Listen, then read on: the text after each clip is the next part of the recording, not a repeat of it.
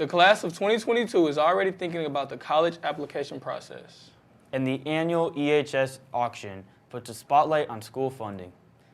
Hello, and welcome to KEHS News. I'm Zachary Lewin. And I'm Quan Marion. Thanks for joining us on another edition of KnightVision News. As many seniors get ready to head out of college, many juniors are starting to look ahead to their college selection. And college counseling is an important part of that. Lucas Dollarboy is on beat talking about the role of importance of college counseling and in the college selection process. My main goal is working with students and providing a plan for college. Mr. Carter is one of the many college counselors here at EHS. We were lucky enough to get a chance to talk to him about his job and how he helps juniors search for the right college. Do you think that when you're looking at a school, do you think you want to kind of remain close to home, or do you want to, explore outside of Texas? What, you have to think of factors like it being really cold, like in the Northeast or, in the Midwest or something. The junior year, we start working with students more closely and identifying different colleges out there, whether it be a good college fit or, academic major, that kind of thing. And then in the senior year, we start helping students actually applying to those schools.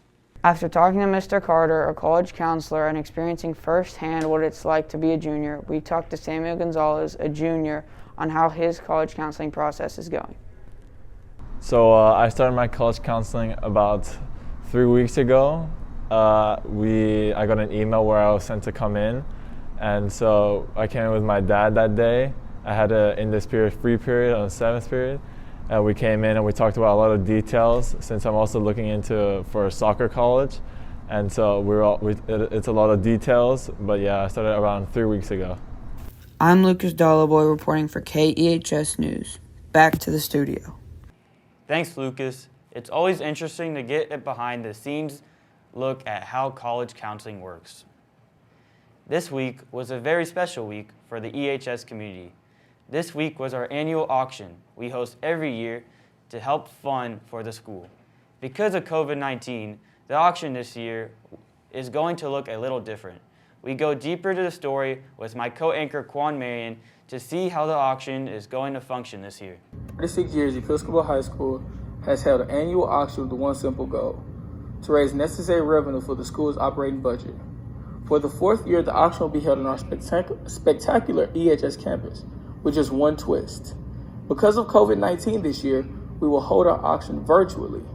I'll go inside with Ms. Kelly and Ms. Haney to talk more about our virtual auction this year and what to look forward to. We are so excited to tell you a little bit more about the auction, which raises significant funds for Episcopal High School. The money actually goes directly into the operating budget to benefit the 4 pillars of our school.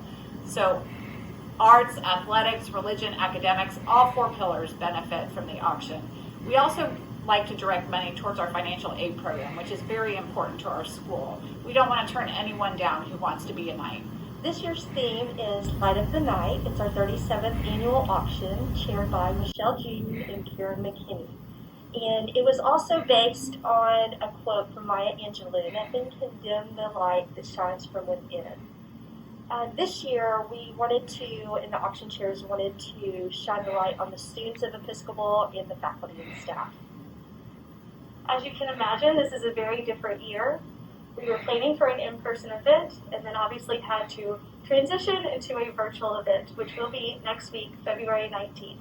We are very excited. We are having Song Division, who will provide entertainment for our guests as they continue to bid in our online auction. Go Knights. That's amazing, Quan. I hope even with COVID-19, we can still pull through and have a nice result this year from the auction. Turning to sports, let's catch up with field reporter Abigail Klinkerman as she takes us through the boys and girls varsity basketball season. Boys and girls 2020-2021 varsity basketball teams definitely made this year one to remember. Despite all the challenges, cancellations, and quarantines presented by COVID-19, the teams managed to make it count. Join me as I get an insight from Coach Jones on his perspective of the season. Expectations for this season, with everything that we've gone through with COVID and everything, our only expectation was to get better every day. You know, that's kind of what we have always said we wanted to do, you know, COVID and non-COVID, whatever the situation may be. And this team has really come out and excelled all expectations that we had. And the fact that we've only had one gym, the fact that we've had to practice off campus, the fact that we've had to postpone games, cancel games, you know, play the way that we played, I couldn't be any more happy with this team this year. Here's a take from junior Jonathan Burrows on his thoughts of the season. This year, I'm most proud of my team, like, coming together. Even though we had to go in quarantine, we still stay strong, and we just made it through the season. Let's now take a look at the girls' varsity basketball season. Our varsity girls basketball team managed to finish with an overall record of 12-5, with 752 overall points scored, 188 overall steals, and 664 points scored against the other team. That averages out to about 53 points scored per game. Nice job, ladies.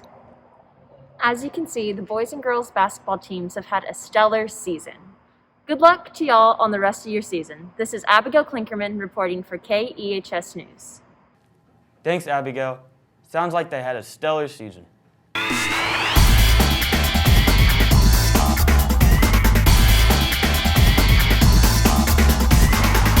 In this segment, we interview teachers and students about spring sports and how COVID protocols are affecting them.